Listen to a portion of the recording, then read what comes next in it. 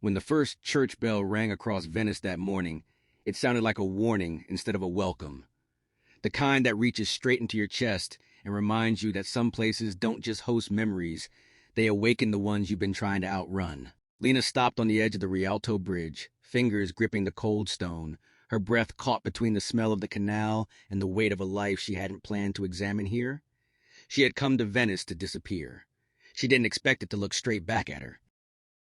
Across the bridge, Adam stood frozen in the middle of the crowd, holding a folded map that no longer made sense. He had circled Venice for 2 days already, following routes that led nowhere, taking photos he never looked at, pretending that travel could distract him from the quiet devastation waiting back home.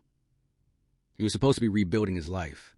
Instead, he was standing in a city built on water, trying not to drown in his thoughts. They collided by accident. A small, ordinary moment.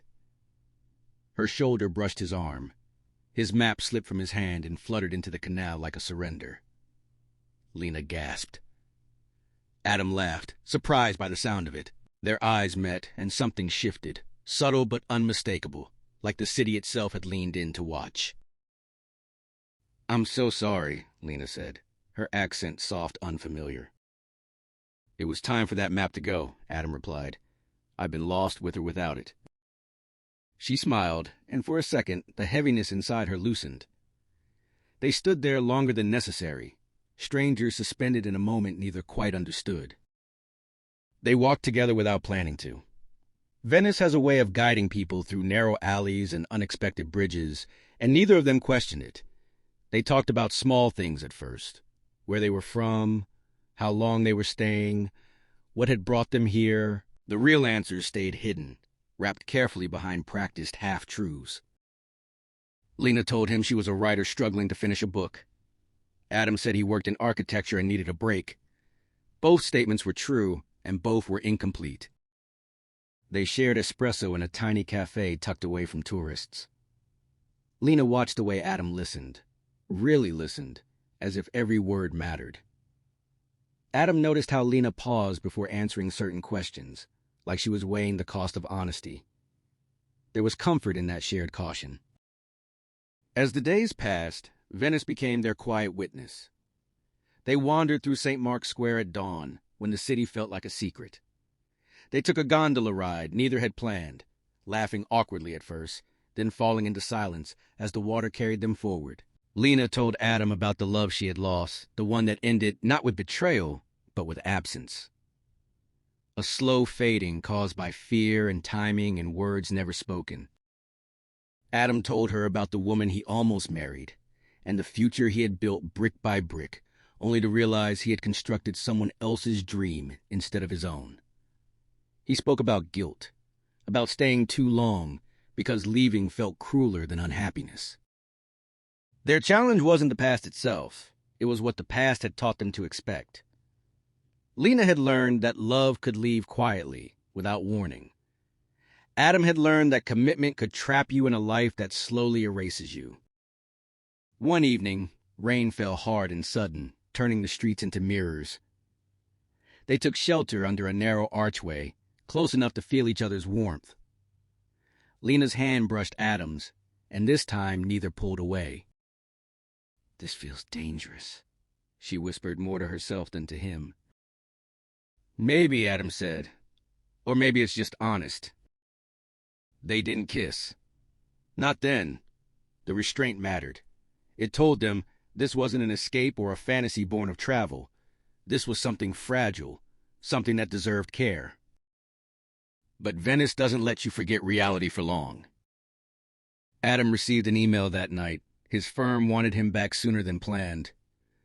A major project needed his approval, his old life calling him home.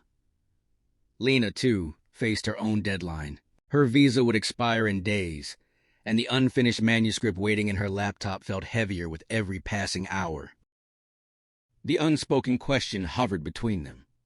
What happens when the city lets go? They argued, softly at first, then with more urgency. Adam wanted to try to see where this could go. Lena hesitated, fear tightening her chest. She had rebuilt herself once already.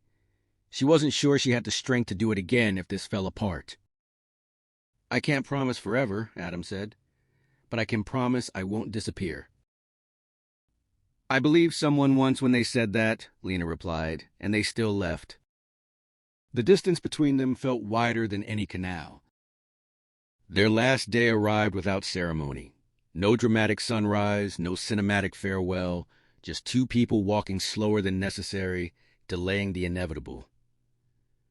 They stood near the Grand Canal, the city moving around them as if nothing had changed.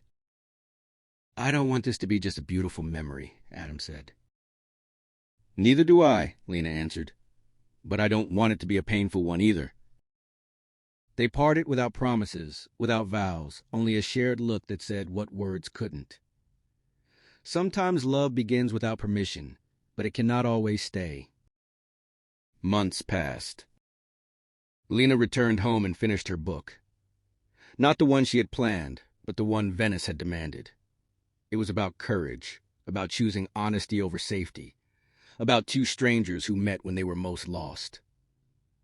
Adam read it on a flight to Milan for work. He recognized himself between the lines, not as a hero, but as a man learning to stand still long enough to feel.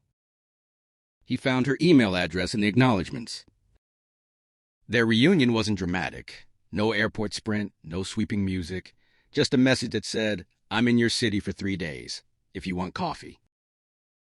They talked again, slower this time, grounded in who they had become. They didn't rush love. They built it, carefully, like a bridge meant to last. Venice had given them a beginning, not a guarantee. The rest was up to them.